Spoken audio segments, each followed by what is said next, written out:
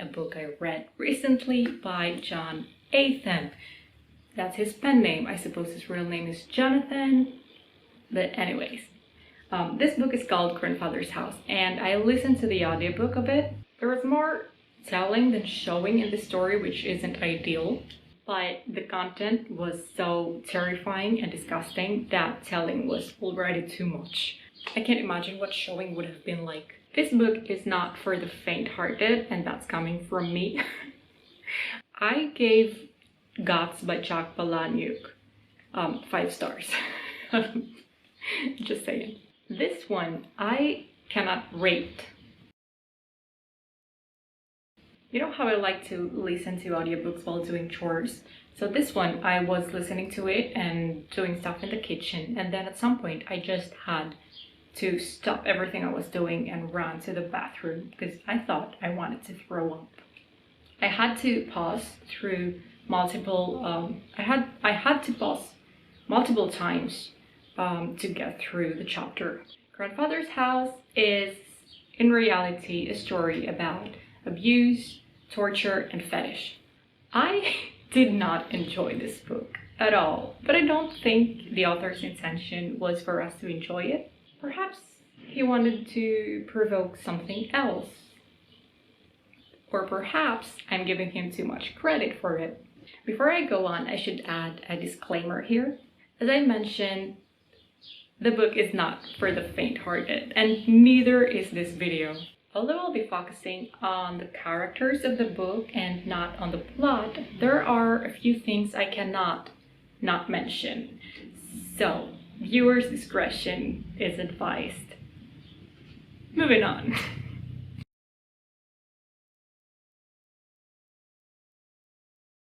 The story begins with Malcolm pulling off a terrible prank, pretending to carry a gun to school, intending to shoot his teacher. Of course, no one's amused with this sick joke, so he's suspended. So, since the matter is serious, his mother thinks that the best way to deal with it is to send him to her parents, his grandparents, to help him discipline. I don't know why I'm smiling.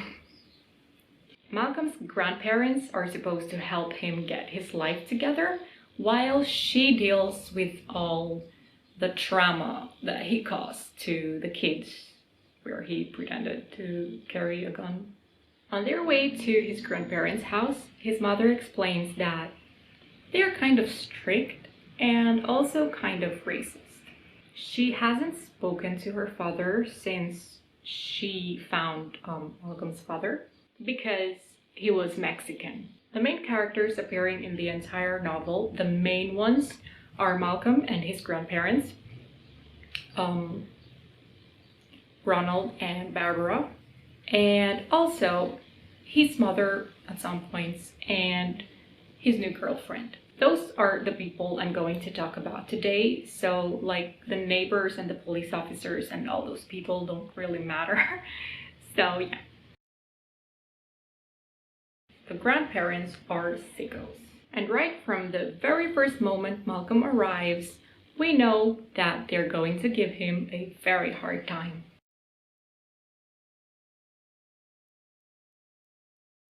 Right from the beginning, Ronald asks Malcolm to call him sir and gives him a detailed list of chores that he has to do daily so he could discipline. But that isn't all that bad, right? But then he locks him in the basement just to see like how much of a man he is. He keeps making racist comments about his kind. Whenever he calls him lazy or questions his masculinity, he says something like, but isn't every Mexican like that? Ronald O'Donnell fought in Vietnam, but it seems that his brains were messed up even before that.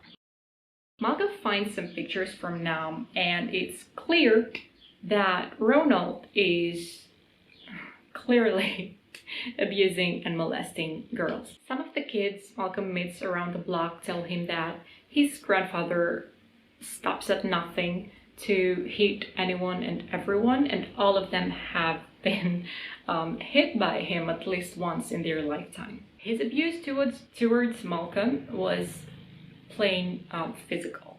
He would hit him, torture him, feed him rotten food. He takes his phone so he couldn't contact his mother or anyone outside the house. And towards the end of the story, he locks him again in the basement and breaks one of his legs so he wouldn't escape.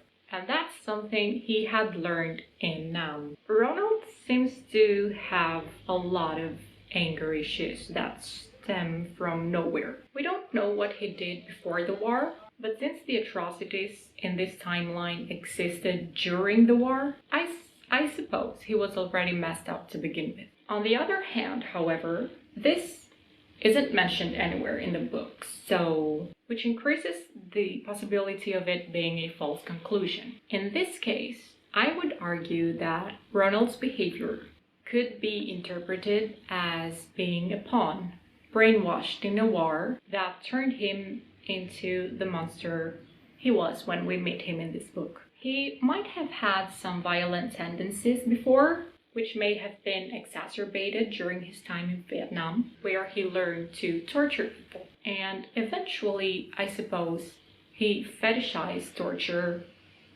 and sealed the deal. All we know about this guy is that he has no limits whatsoever. He gets what he wants, he hits anyone and everyone, and even goes as far as to manipulate the police. The most important thing to him is his name, because he believes that everyone will die eventually, so he's not scared of death, because everyone goes through that. But he's very scared of losing his name, because a person's name is sacred. Nowhere in the entire book is it less clear that Ronald is actually a monster. Even if the war made him that way, or if he was like that to begin with.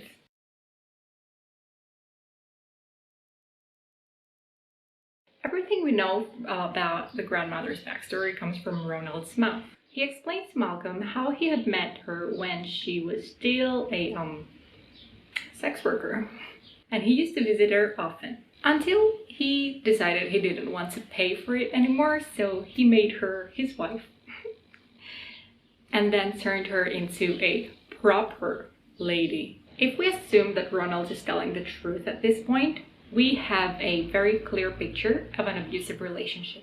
Barbara submits herself to an abusive man and becomes what he needs.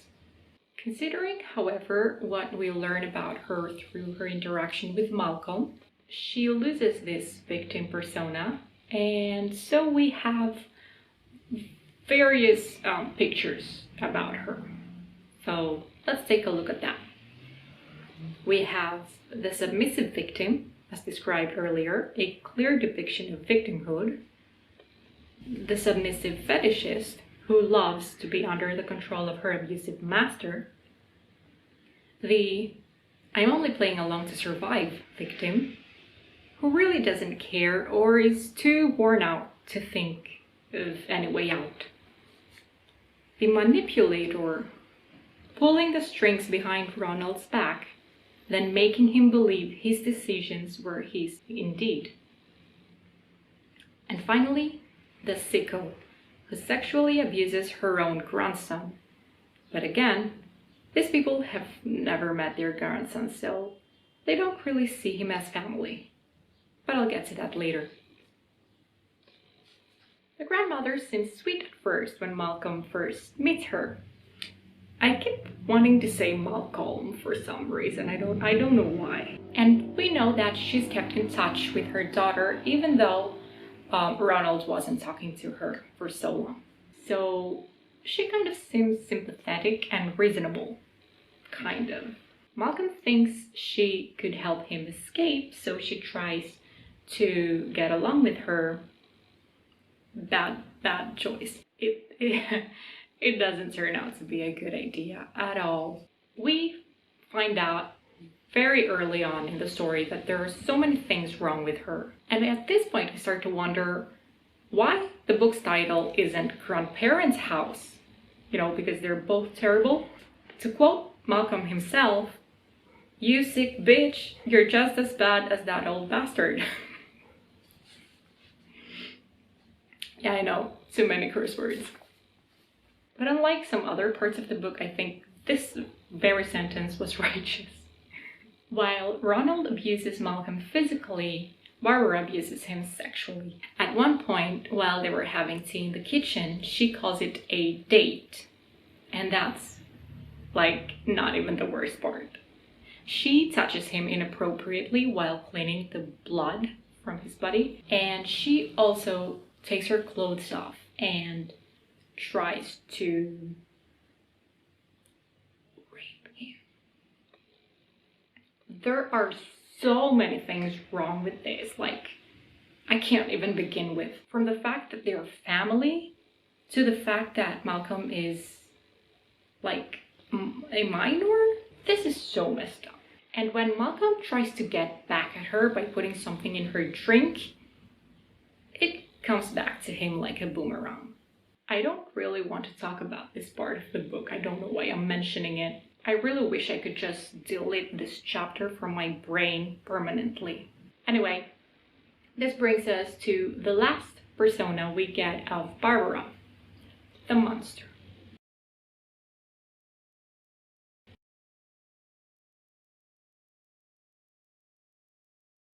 After everything Malcolm endures, one question arises. Is his mother complicit? So, let's see. First of all, Malcolm has never met his grandparents before, which makes them essentially strangers. I can't imagine living a child with people he's never met before. Also, it's clear from the beginning that Ronald is racist. So why would you bring a half-Mexican stranger to a racist home? It doesn't make sense. Unless that's what she wanted. I don't know. She leaves him there, telling him that they could help him with his problem. Apparently, his pranking the school is out of control and he needs disciplining, the way only Ronald O'Donnell knows how to discipline. Knowing that the O'Donnells could help him implies that she knows exactly what they're about. Besides, she's their daughter. And if these two were messed up, from the war or even before that, they were messed up while raising her too. However, at the end of the book, when she comes to rescue Malcolm, she seems ignorant of what's happening inside the house. So, if she didn't know they were that terrible, what exactly did she think that they would do to help her son? What had she in mind when she took him there in the first place? Does this mean that the O'Donnells were perfect parents until their daughter met a non-white? Okay, let's assume she had no idea what was going on. She hadn't spoken to Malcolm in days after Ronald confiscated his phone. Supposedly she talked to Barbara sometimes, but was that enough though for a mother? I'm not a parent myself, but I can't imagine anyone who would just leave their child somewhere, drop them there, and then not talk to them.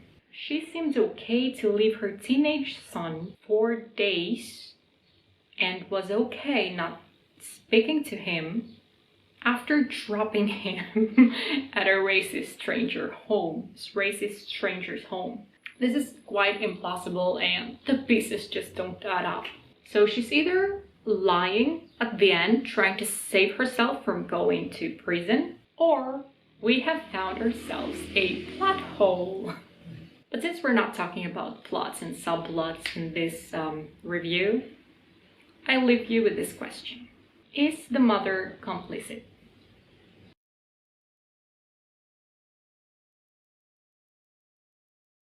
Of all the people Malcolm reaches out to, the only person who believes him is his girlfriend. The police did not believe him, and neither did the neighbors. This girl had the courage to give him a secret phone, and also went out of her way and risked her life to rescue him from the basement, from being eaten alive by rats. And of course, she gets away with it. She seems like very courageous and very caring, and that's all we know about her, really. Rings a bell. But I'm not here to talk about the plot.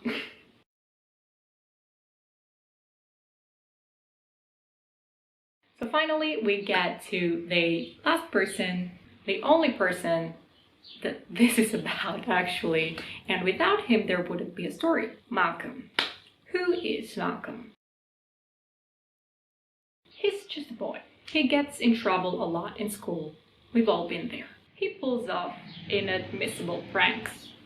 But okay, a child's gotta do what a child's gotta do, right? The most important part that we get about his character, though, through this book is that he doesn't give up. In no point or another did he submit to his grandfather's orders. And when he pretended to do what he was told, he then secretly disobeyed him. He had the nerve to fight for his life, even though it was a losing game. Ronald was like Arnold Schwarzenegger, and Malcolm was a child. He didn't play along with neither of his grandparents because his mind and his heart were in the right place. And he rather got tortured than submit to their sick ideas. Although the telling of the book was so obvious from the beginning, at some point or other I started feeling sorry for Malcolm. And that's when the story pulled me in. I wanted to know what will happen to him, like, seriously. If there was no catharsis at the end of the story, I don't know if I would have been able to deal with the stress this book caused me. It doesn't come as a surprise when Malcolm turns the table and, spoiler alert, he kills his grandparents. So in the end, he goes on to ask his grandfather why he did everything he's ever done in his life. But then he goes on and answers his own question, saying, "You did it because you're a monster." So that's it. Those were the characters, and that's like my simple review of the characters of this book. I hope you liked it, and I'll see you in the next one. Bye-bye.